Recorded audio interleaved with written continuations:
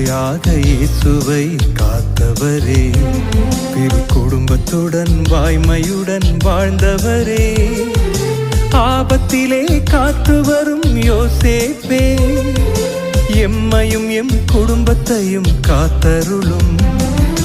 தந்தையாக இயேசுவை காத்தவரே, திரு குடும்பத்துடன் வாய்மையுடன் வாழ்ந்தவரே, ஆபத்திலே காத்து வரும் யோசேப்பே, எம்மையும் எம் குடும்பத்தையும் காத்தருளும்.